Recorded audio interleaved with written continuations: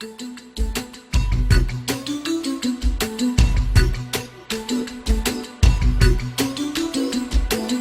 يلا بنظرة من العين الرحيمة تداوي كل ما بي من أمراض سقيمة. بسم الله الرحمن الرحيم. قصة زكريا وابن يحيى ومريم وعيسى عليهم السلام. نسب زكريا عليه السلام هو زكريا بن دان بن مسلم بن صدوق إلى أن يصل نسبه إلى سليمان بن داود عليه السلام. وكان نبيا عظيما من أنبياء بني إسرائيل، وكان نجارا، كان يأكل من عمل يده في النجارة كما في صحيح البخاري. وكان زكريا قبل أن يكرمه الله بالرسالة ويختاره لإنقاذ بني إسرائيل من الشقاء والضلال من كبار الصالحين ومن الأحبار. وكان عمران بن ماتان أبو مريم رأسهم. وكان متزوجين بأختين، إيشا بنت فاقود متزوجة على زكريا، وحنة بنت فاقود أم مريم متزوجة على عمران. وقد أمسك الله حنة الولد حتى أيست وعجزت، وقيل إنها عاكر. فيوم من الأيام أنها جلست في ظل شجرة فرأت طائرا يدعم فرخه ويسكيه، فاشتاقت للولد من أجل رؤية تلك الطائر، فدعت الله تعالى أن يرزقه ولدا، ونذرت أن يهبه لخدمة بيت المقدس، وقالت: اللهم إن لك علي إن رزقتني ولدا أن أتصدق به على بيت المقدس فيكون من خدمه. وكان في ذلك الزمان ما من رجل من أشراف بيت المقدس إلا وله ولد منظور لخدمته، فاستجاب الله دعاءها فحملت. فلما أحست بالحمل جددت النظر ثانيا فقالت: ربي إني نذرت لك ما في بطني محررا فتقبل مني إنك أنت السميع العليم. فلامها زوجها على ذلك، حيث أطلقت في نذرها ولم تقيده بالذكر، فبقيت في حيرة وكرب من أجل ذلك. قال العلماء: كان المحرر إذا حرر ونذر جعل المحرر والمنذور في الكنيسة يقوم عليها ويكنسها ويخدمها حتى يبلغ، فإذا بلغ الحلم خير بين أن يقيم وبين أن يذهب حيث شاء. فمات عمران وهي حامل، خير بين أن يقيم وبين أن يذهب حيث يشاء. فمات عمران وهي حامل، فلما وضعت ورأت أنثى وكانت ترجو أن يكون غلاما، قالت اعتذارا إلى الله: ربي إني وضعتها أنثى والله أعلم بما وضعت وليس الذكر كالأنثى، وهي لا تصلح لخدمة البيت والعباد الذين فيها لعورتها وضعفها وما يعتريها من الحيض ونحوه. وإني سميتها مريم وإني أعيذها بك وذريتها من الشيطان الرجيم. ومريم معناه بلغتهم العابدة الخادمة، وكانت من أجمل النساء وأفضلهن في وقتها. قال بعض المفسرين: قوله تعالى وليس الذكر كالأنثى يحتمل أن يكون ذلك من كلام الله، والمعنى ليس الذكر الذي طلبته كالأنثى التي أعطيتها لك، فإنما وهبته لك أعظم مما طلبته لنفسك، فالقصد تفخيم شأنها. ويحتمل أن يكون من كلام حنة فيكون في الكلام قلب، والمعنى ليست الأنثى التي وهبت لي كالذكر الذي طلبته، فالذكر أعظم من حيث قوته على الخدمة وحلوه من الجذارة كالحيض والنفاس، فيكون اعتذارا واقعا منها. فرضي الله تعالى بها خادمة لبيت المقدس، وخلصها من دنس الأطفال والنساء، وأنشأها بخلق حسن، ورباها بما يصلحها في جميع أحوالها، فكانت تنبت في اليوم بما ينبت المولود في عام. وروي أن حنة لما ولدتها لفتها في خرقة فحملتها إلى المسجد ووضعتها عند الأحبار، وقالت: خذوا هذه النذيرة، فتنافسوا فيها لأنها كانت بنت إمامهم وصاحب قربانهم. فقال زكريا: أنا أحق بها لأن خالتها عندي. فقالوا له: لو تركت لأحق الناس بها لتركت لأمي التي ولدتها، ولكننا نكترئ عليها. فانطلقوا وهم 29 إلى نهر الأردن، وألقوا أقلام في الماء، على أن من ثبت قلم في الماء وصعد فهو أولى بها من غيره. وكان على كل قلم مكتوب اسم واحد منهم، فارتفع قلم زكريا ووقف، وانحدرت أقلامهم ورسبت في النهر. قيل كانت أقلام من حديد، وقيل جرى قلم زكريا مسعدا إلى أعلى، وجرت أقلامهم مع جري الماء إلى أسفل، فقرأهم زكريا فأخذها. قيل جرى قلم زكريا مسعدا إلى أعلى، وجرت أقلامهم مع جري الماء إلى أسفل، فقرأهم زكريا فأخذها. وذلك قوله تعالى في سورة آل عمران: إذ قالت امرأة عمران حنة لما أسنت واشتاقت للولد فدعت الله وأحست بالحمل: ربي إني نذرت أن أجعل لك ما في بطني محررا عتيقا خالصا من شواغل الدنيا لخدمة بيت المقدس، فتقبل مني إنك أنت السميع الدعاء العليم بالنيات. وهلك عمران وهي حامل، فلما وضعتها ولدتها جارية وكانت ترجو أن يكون غلاما إذ لم يكن يحرر إلا الغلمان، قالت معتذرة: ربي إني وضعتها أنثى والله أعلم عالم بما وضعت. جملة اعتراض من كلامه تعالى. وفي قراءة بضم التاء: وليس الذكر التي طلبت كالأنثى التي وهبت، لأنه يقصد للخدمة وهي لا تصلح لها لضعفها وعورتها وما يعتري من الحيض وغيره. وإني سميتها مريم وإني أعيذها بك وذريتها أولادا من الشيطان الرجيم المطرود. وفي الحديث: ما من مولود إلا مسه الشيطان حين يولد فيستهل صارخا إلا مريم وابنها، رواه الشيخان. فتقبلها ربها، أي قبل مريم من أمها بقبول حسن، وأنبتها نباتا حسنا، أنشأها بخلق حسن، فكانت تنبت في اليوم كما ينبت المولود في العام.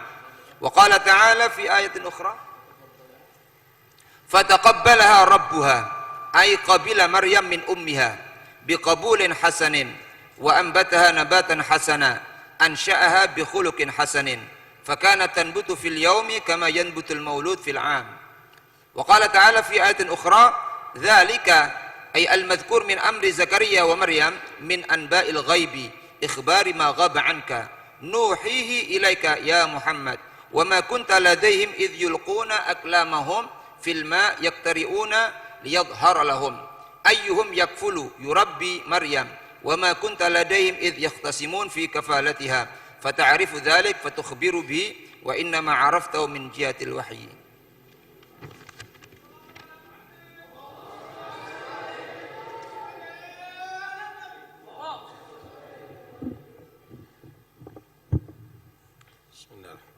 Assalamualaikum warahmatullahi wabarakatuh. Bismillah, alhamdulillah, wassalatu wassalamu ala rasulillah Sayyidina Maulana Muhammad bin Abdullah wa ala alihi wa sahbihi wa man walah, wa la hawla wa la quwwata illa billah.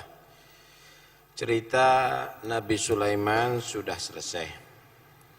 Kita memasuki cerita Nabi Zakaria, dan semuanya ada hubungan. Nabi Zakaria, Siti Maryam, Nabi Yahya, Nabi Isa, ini satu keluarga. Nabi Zakaria ini secara nasab beliau adalah turunannya Nabi Sulaiman alaihissalam. Beliau Nabi Zakaria bin Danin bin Muslim bin Saduq sampai kepada Nabi Sulaiman bin Dawud alaihissalam. Nabi yang sangat agung. Nabi Zakaria ini kawin dengan seorang perempuan yang bernama Isha binti Fagud. Kawin dengan seorang perempuan yang bernama Isha binti Fagud, yang nanti akan mendapatkan seorang anak bernama Nabi Yahya. saudaranya Isya binti Fagud ini namanya Hannah. Hannah dikawin dengan seorang lelaki yang soleh yang bernama Imran. Tapi Imran tidak diangkat sebagai nabi. Nabi Zakaria sebagai nabi dan rasul Allah. Nanti dari pasangan Hannah dan Imran ini akan melahirkan Siti Maryam. Jadi nanti Siti Maryam itu sama Nabi Yahya sepupu. Siti Maryam dan dengan Nabi Yahya itu adalah sepupu. Nabi Zakaria itu dengan ibunya Nabi Yahya dan ibunya Siti Maryam satu saudara. Berarti Nabi Zakaria dan Imran itu apa ya? Adil apa adil itu? Prepean, ya prepean, adil. Imran ini orang yang soleh, sehingga diberikan judul dalam Al-Quran Al-Imran, seorang yang soleh.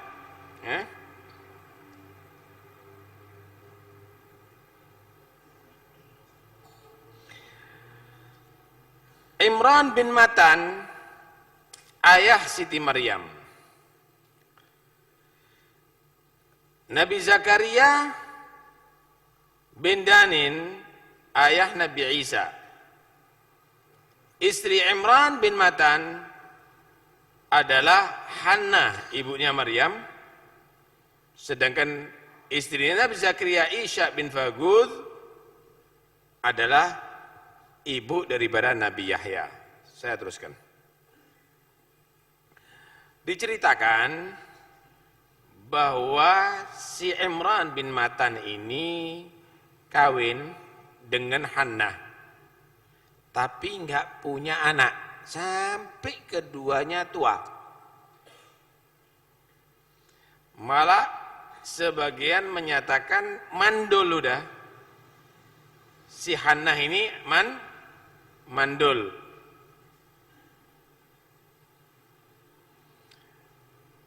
Satu saat si Hannah dia bernaung ada di satu pohon,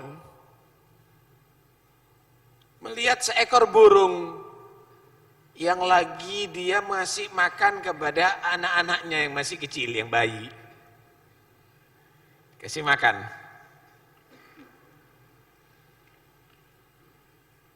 Semakin rindu ini si Hannah. Allah, kapan aku punya anak bisa miara seperti burung ini, memelihara terhadap anaknya. Akhirnya dia memohon kepada Allah untuk dikaruniakan anak kepadanya.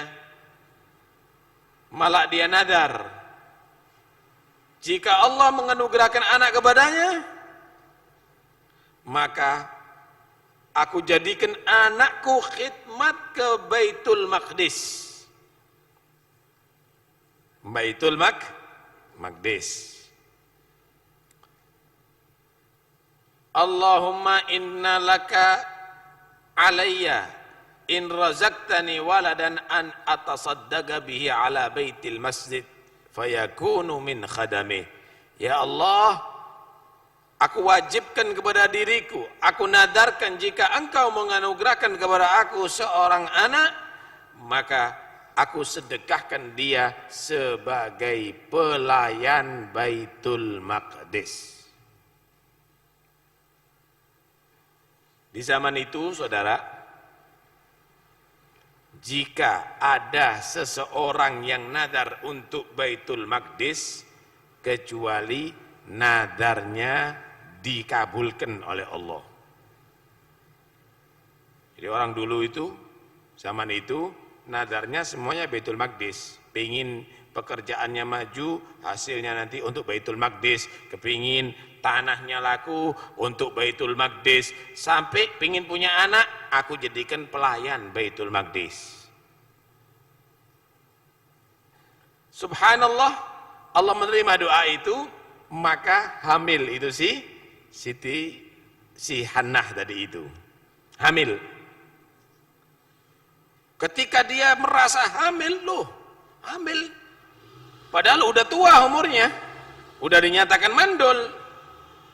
Maka dia mentajdid, mentakkid, mengulangi lagi nadarnya. Rabbi inni nadartu laka ma fi batni muharraran fataqabbal minni innaka antas sami'ul alim. Ya Allah, aku telah menadarkan untukmu apa yang sekarang ada di kandunganku, muharraran, orang yang bebas daripada urusan dunia. Enggak boleh urusan dunia, semuanya digunakan pikiran dan tenaganya untuk khidmat ke Baitul Maqdis. Fataqabbal minni, terimalah ya Allah dariku, innaka antas sami'ul alim, sesungguhnya engkau maha mendengar doa, maha mengetahui niat hatiku. Jadi pertama nadar sebelum dia hamil, ketika hamil diulangi lagi nadarnya, enggak berubah. Maka si suaminya yang bernama siapa? Imran mengingatkan, kamu itu nadar yang ada di perut kamu belum tentu laki. Lah kalau perempuan gimana nanti? Kamu nadarkan yang ada di perut kamu tadi itu untuk khidmat di Baitul Maqdis, ngerepotin jadinya. Karena perempuan itu ada datang bulannya, karena perempuan itu harus tertutup, karena perempuan itu gimana sih kamu ini? Kok nadarnya enggak terperinci begitu? Kok separuh-separuh? Akhirnya si Hannah juga bingung, loh ya apa sudah nadar gitu, mau diapakan? Sampai akhirnya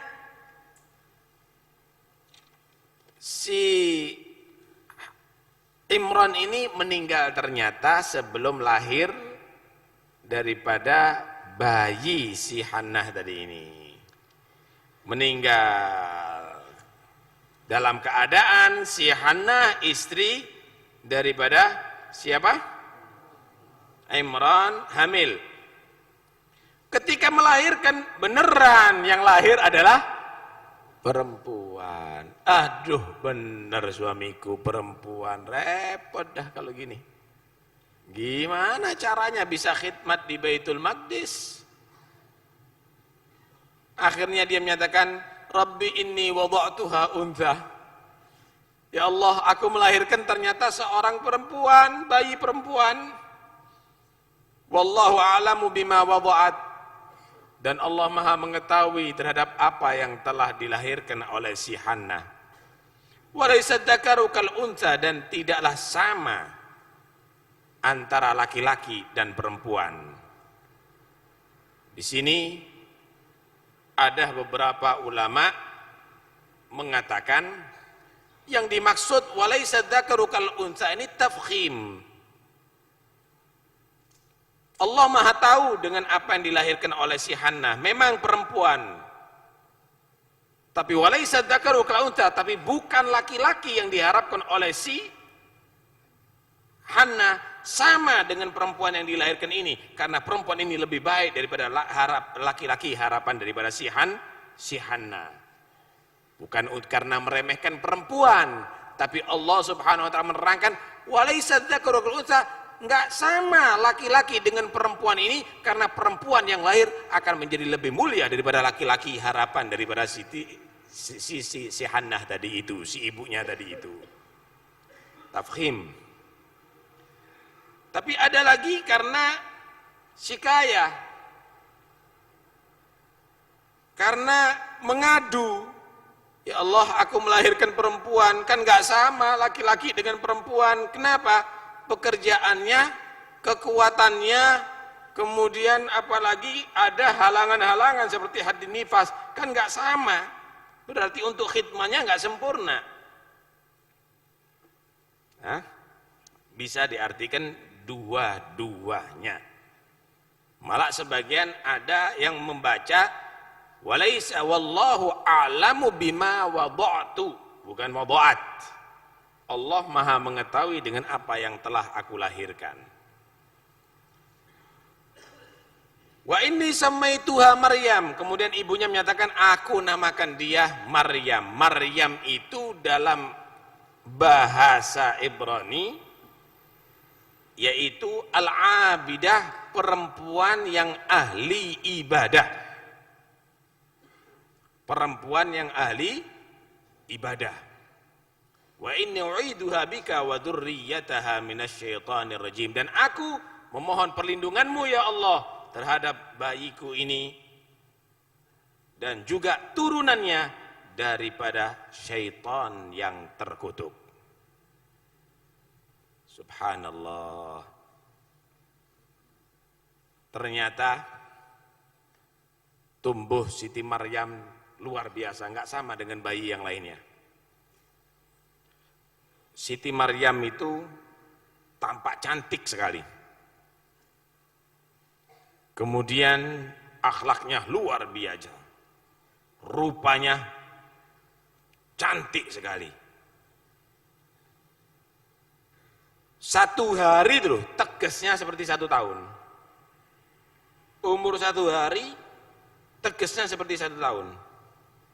Cerdas sekali, luar biasa. Diriwayatkan setelah melahirkan, si Hannah tadi kan nadar untuk ditaruh di Baitul Maqdis. Di Baitul Maqdis itu, jadi Imran ini adalah termasuk petuah orang yang soleh saat itu.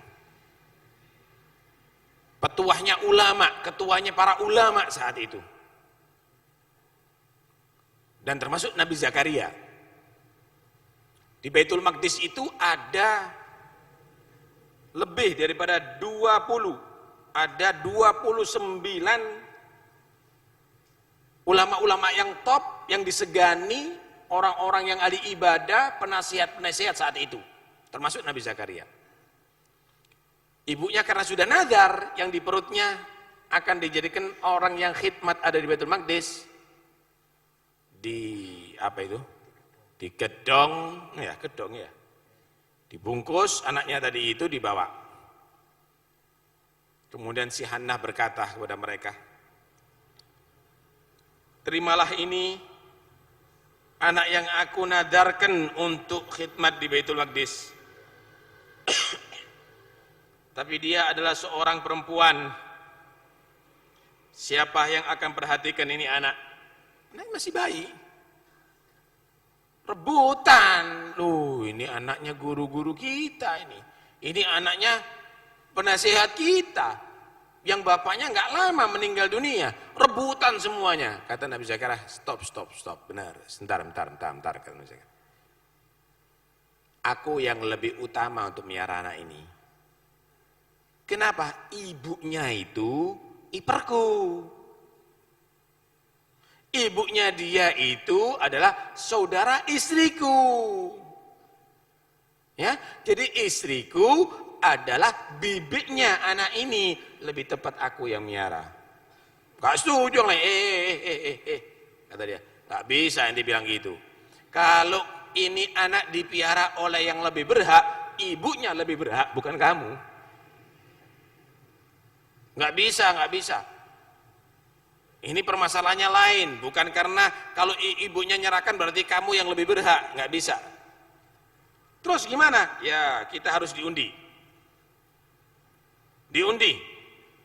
Untuk mendapatkan ini perempuan. Gimana cara undiannya? Nah, kita berangkat semuanya ke sungai di Urdun. Semuanya melemparkan penanya. Tanding keramat. Ya, sakti-saktian, tapi bukan karena itu. Saat itu memang orang soleh. Kita lemparkan pena masing-masing, pena yang tidak tenggelam, yang tetap dan tidak hanyut. Pena itulah pemilik pena itulah yang berhak untuk memelihara bayi yang lahir Siti Maryam tadi itu. Berangkat semuanya 29 orang ini. Melempar semuanya, tenggelam semuanya. Hanyut, tenggelam, hilang udah. Punya Nabi Zakaria nggak hilang. Akhirnya mereka sepakat yang memelihara adalah Nabi Zakaria. Jadi pena itu dikasih tulisan. Fulan, fulan, fulan. Penanya Nabi Zakaria, Zakaria. Hah? Kemudian dipiara oleh Nabi Zakaria alaihissalam. Cerita ini dikutip oleh Allah Subhanahu wa taala, diceritakan oleh Allah dalam surat Al-Imran. Idz qalat imra'atu Imran, ketika berkata istri si Imran yaitu Hannah, ketika sudah umurnya sudah tua dalam usia lanjut dan berharap anak, maka dia memohon kepada Allah untuk dijadikan dapat hamil. Rabbi, sambil dia berkata, Rabbi inni nadartu laka ma fi batni.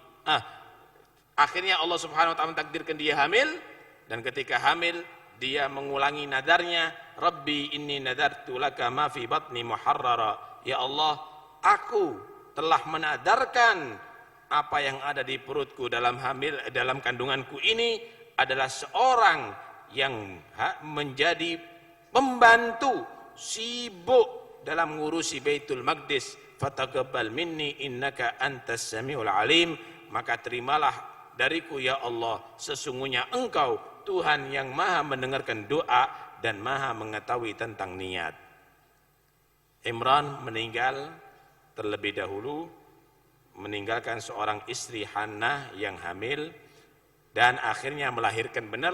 Falamma wada'atha qalat Rabbi inni wada'tuha unta. Maka ketika si Hannah melahirkan, dia berkata, ya Allah, aku melahirkannya ternyata seorang perempuan. Wallahu a'lamu bima wada'at.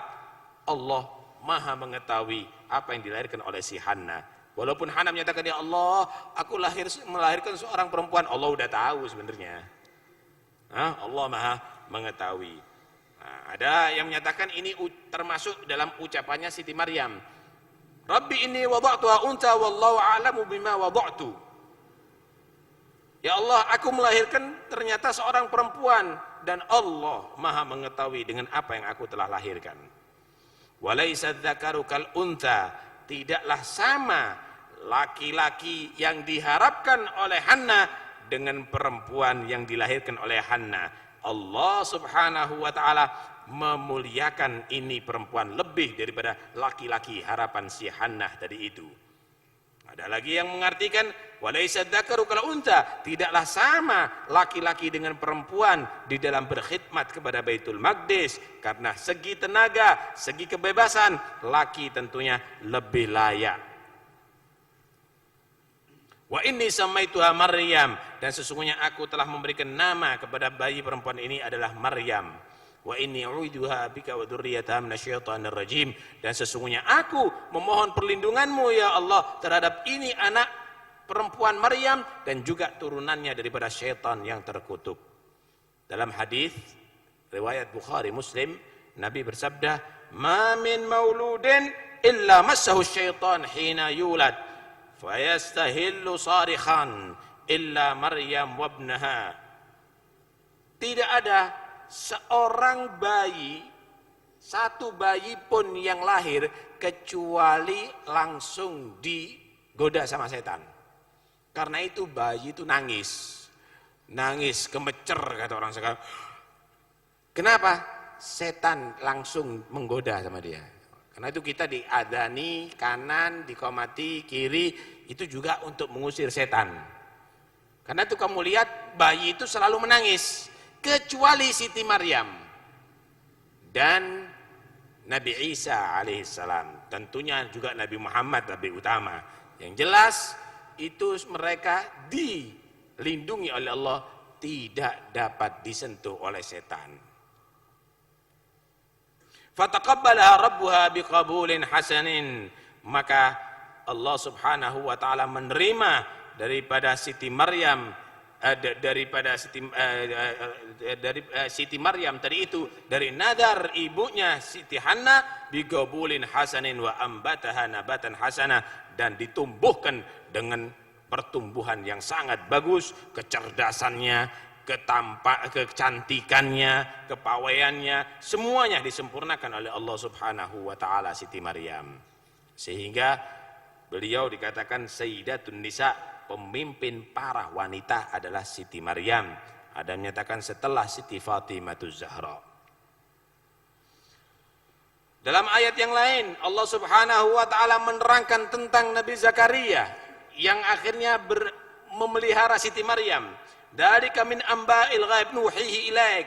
Itu adalah urusan yang gaib yang aku wahyukan kepada kamu wahai Muhammad.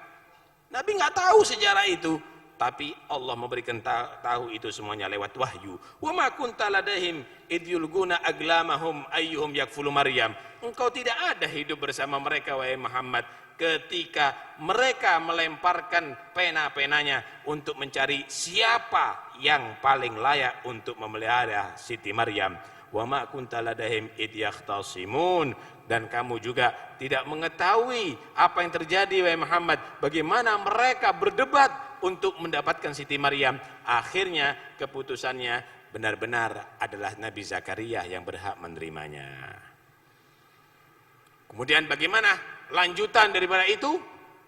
Setelah Nabi Siti Maryam dipiara oleh Nabi Zakaria dan ditaruh ada di mana dan apa yang terjadi, insya Allah akan kita teruskan pada pertemuan-pertemuan berikutnya. Dari cerita ini, dan Nabi Zakaria ini adalah najjar, tukang kayu. Nabi Zakaria ini tukang kayu, tapi bukan mebelan bukir atau jebara. Dari cerita ini bisa kita ambil cerita, bisa kita ambil intisari atau faedah. Pertama, siapapun Anda, penceramahkah, ulamakah, habibkah, kiaikah, kerja. Jangan sampai tidak bekerja, akhirnya nunggu sumbangan, nunggu pemberian, nunggu amplop.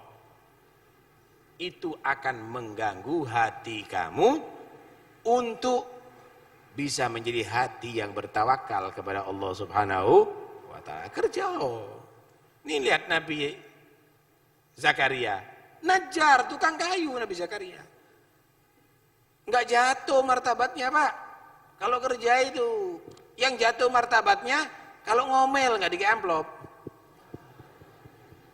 Enggak jatuh martabatnya kalau kerja. Yang jatuh martabatnya tadi itu kalau orang itu minta-minta atau mengharapkan bantuan orang. Karena itu kerja. Orang dulu itu kerja, dibarengi sama kerja. Nih tak ceritai sampean, Habib Alwi bin Segaf itu kerja. Kerjanya membuat mamas. Bukan emas tapi mirip emas sampean. Sehingga dikatakan mamas. Bukan mas, bukan mas. Habib Ja'far bin Syekhon kerja, saudara. Kerja. Kadang-kadang kulaan jam nanti dijual lagi. Sarung. Kerja. Jadi mereka semuanya itu kerja. Habib Abu Bakar Gresik kerja. Bawa kadang-kadang minyak, gahru. Malah diceritakan oleh putra beliau Habib Syekh saat itu cerita sama saya sendiri. Pernah ayahnya Habib Abu Bakar datang ke Sulu. Sampai ada di Sulu, mengeluarkan kerjaannya. Gahru, ada kelas 1, kelas 2. Ini gahru kelas 1 harganya sekian. Tentunya lebih tinggi. Ini gahru kelas 2 harganya sekian. Kemudian orang ini nawar, masih tawar. Ini wali yang jualan nih tawar kadang-kadang. Oh, udah bingung Pasuruan nih. Ditawar yang kelas 1 ini. Habib, misalnya 100 gitu ya. Ini kita beli 75 tapi ambil 2 kilo. Gimana Habib? Wah, jangan. Bolehlah dikurangi 5 misalnya. Hah? 95 kalau nanti ambil 2 kilo. Oh, ya akhir Habib, berkah. Diambil lagi barangnya. Saya nggak jualan berkah. Berkah hasil insya Allah. Kamu walaupun tidak beli, asal kamu tetap cinta kepada orang soleh, berkah tetap hasil. Saya nggak jualan berkah, saya jualan gahru. Nah kalau sekarang kan enggak, berkah. Berkah didol. Tuh lihat. Pernah malah Habib Ja'far waktu itu dari Surabaya atau Porong gitu ya. Dia bawa jam besar begitu. Sampai ada di Bangil, mampir. Ada di Bangil itu ada rumahnya Habib Husin Haddad, ada rumahnya Habib Abu Bakar bin Husin As-Segaf. Sampai ada di situ, ternyata ada Habib Abu Bakar Gresik. Ketemu sama Habib Ja'far, punya jam ente? Iya, mau dijual. Benar Habib. Berapa? Sekian. Bentar ya, anak tawarkan. Ditawarkan sama Abu Bakar Gresik, Bangil, Abu Bakar bin Husin, Segaf Bangil. Mau jam ini? Mau. Ini Ja'far, Abu Bakar bin Husin As-Segaf mau dengan jamnya ente. Sampai akhirnya transaksi jadi. Yang beli Habib Abu Bakar bin Husin, yang jual Habib Ja'far bin Syekhon, yang maklari Habib Abu Bakar Gresik. Berkah sampai sekarang jamnya ada. Di Bangil, kalau sampean kepingin tahu. Di rumahnya Abu Bakar bin Husin As-Segaf. Subhanallah. Mereka kerja Pak, kerja. Enggak minta-minta. Maaf, enggak dodolan jimat. Kerja. Kenapa? Karena mengikuti bagaimana Pak Nabi Muhammad kerja kan. Sebelum beliau diutus jadi Nabi, pedagang Rasulullah. Setelah beliau diutus jadi Nabi, Nabi itu kerja. Pemimpin perang. Beliau panglimanya. Sehingga beliau mendapatkan bagian daripada ghanimah, rampasan perang. Dan rizki yang paling halal adalah ghanimah, rampasan perang.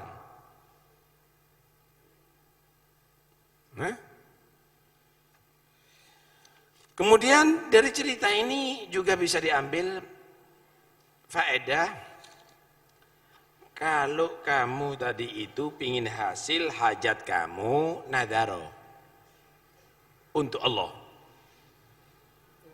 jangan untuk diri kamu yang punya urusan ruwet, yang masih rezekinya macet,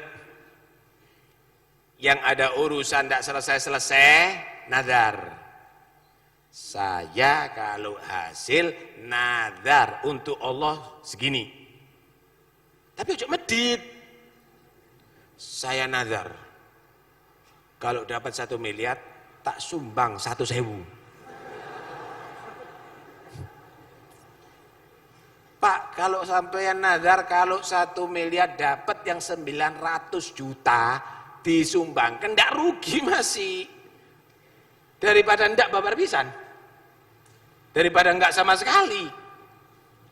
Jangan bakhil sama Tuhannya, medit perhitungan. Akhirnya nggak hasil kamu.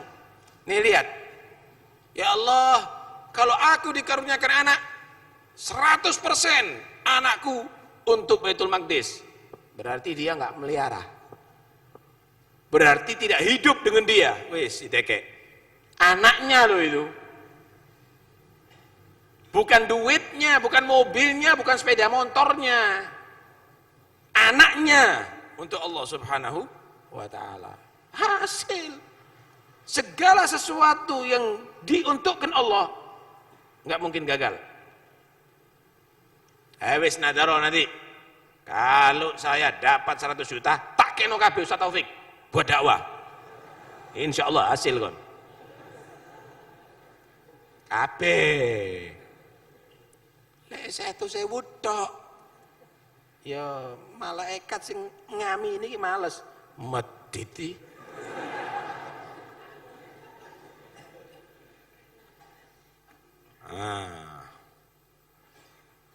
Kemudian yang ketiga, orang nggak boleh putus asa. Allah Maha tahu. Allah itu maha mendengarkan doa dan maha tahu hati. Jangan putus asa.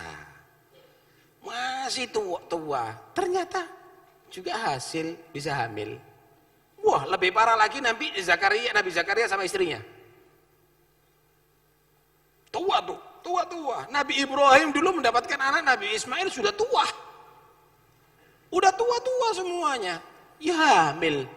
Apalagi masih muda-muda, bingung karepe dhewe. Nadaro, kurang nadari. Kurang nadarnya. Baik. Kemudian dari cerita ini juga bisa kita ambil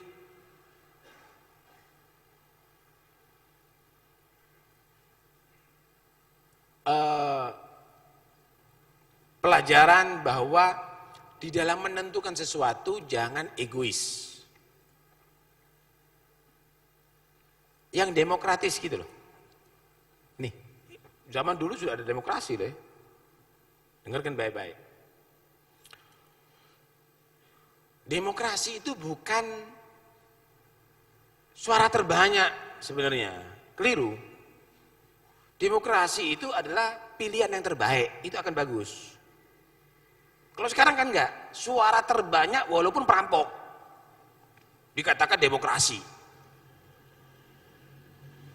Kalau sekarang tadi itu suara terbanyak walaupun dengan nyogok, itu katanya demokrasi. Sebenarnya bukan begitu. Pilihan yang terbaik yang dijadikan itu yang terbagus. Nih Nabi Zakaria dengan orang-orang yang ada ibadah saat itu melemparkan pena-penanya, Allah tampakkan yang terbaik Nabi Zakaria. Pilihan yang terbaik, bukan suara terbanyak. Karena itu bapak-bapak,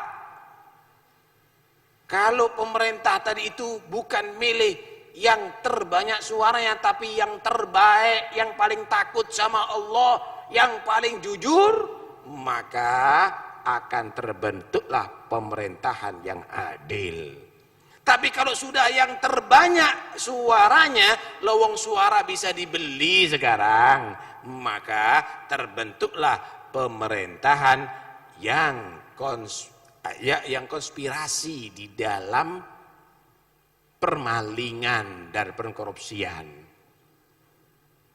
Hati, itu nggak bisa kalau semenjak model begini. Nah kita ini kadang-kadang ngikuti yang ada di Amerika, ngikuti yang ada di Eropa, suara terbanyak. Kalau saya kurang, bukan suara terbanyak, yang terbaik yang dipilih. Gimana caranya milih terbaik? Kumpulkan orang-orang yang baik, musyawarahkan dengan orang-orang yang baik untuk memilih yang terbaik. Bukan orang yang berkepentingan yang dikumpulkan. Dan sekarang yang ada di partai-partai kebanyakan orang yang berkepentingan, rebutan jadinya. Coba yang nggak ada kepentingan, duduk bersama, mikir gimana ya pemimpin Indonesia ini, siapa yang dipilih yang terbaik. Begitu, insya Allah bagus jadinya. Tak kasih contoh ya, Jadi imam sholat. Kalau dipilih dengan suara makmum terbanyak, mungkin yang nggak bisa surat Al-Fatihah maju jadi imam sholat. Coba kalau dipilih orang-orang yang ahli, yang mengerti tajwid, mengerti bacaan dengan baik. Pak, saya Ustadz, tolong di antara calon-calon imam dipilih, siapa yang terbaik bacaannya? Dan juga diteliti yang juga terbaik akhlaknya. Dipilih ditentukan, pilihan tepat jadinya. Tapi kalau dipasrahkan kepada para makmum, silahkan suara makmum yang terbanyak itulah yang menentukan. Buyar model begitu. Nah, karena itu penting sekali ya untuk kita memahami bagaimana orang itu membawa amanat. Bukan segala orang, bukan karena suara terbanyak, tapi orang yang paling tepat untuk diberikan amanat tadi itu. Kalau ini ceritanya, amanatnya adalah Siti Maryam. Kalau yang lainnya, amanati masjid juga begitu. Yang jadi takmir, yang jadi nadir, pilih yang terbaik. Jangan asal-asalan, karepe dhewe nantinya. Ngatur masjid maunya sendiri, enggak didasari ilmu. Demikian juga pondok pesantren, demikian juga organisasi Islam, demikian juga yang lainnya. Pilih yang paling tepat, yang paling amanat, yang paling bagus, yang paling jujur, maka disitulah akan terjadi satu keadilan dan akan nampak kemanfaatan yang sangat besar. Semoga insya Allah kita semuanya bisa mengambil faedah daripada cerita-cerita para nabi ini. Amin Allahumma amin.